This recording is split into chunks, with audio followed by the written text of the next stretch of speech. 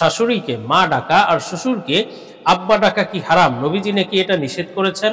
আসসালামু আলাইকুম ওয়া রাহমাতুল্লাহি ওয়া বারাকাতুহু।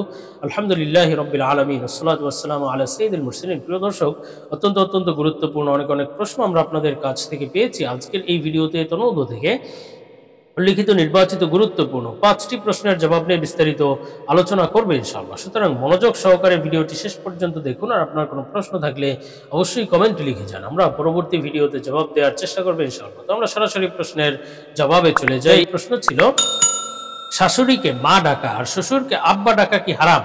এটা নাকি নবীজি নিষেধ করেছেন।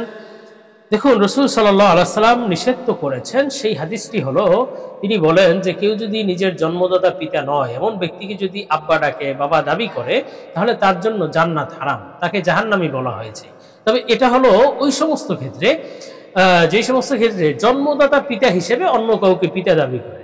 সে জানে যে সে আমার জন্মদাতা পিতা নয়, কিন্তু তাকে জন্মদাতা পিতা হিসেবে তাকে বাবা দাবি করছে। এটাকে হারাম করা হয়েছে এবং এই ব্যক্তির জন্য জান্নাত হারাম করা হয়েছে। কিন্তু আমাদের দেশে যে শাশুড়িকে মা ডাকা হয়, শ্বশুরকে আব্বা ডাকা হয়, এটা আসলে ওই জন্মদাতা মা বাবা দাবি করার জন্য নয়, বরং সেটা হলো ভালোবাসার ক্ষেত্রে এবং মহাব্বতের ক্ষেত্রে ডাকা হয়, শিষ্টাচারিতা দেখানোর জন্য বাবা মা ডাকা হয়। এটা আসলে হারাম নয় এবং এটা গুনাহ হবে না, এবং এই ব্যক্তির জন্য যে জান্নাত হারাম হয়ে যাবে বিষয়টি এমন নয়।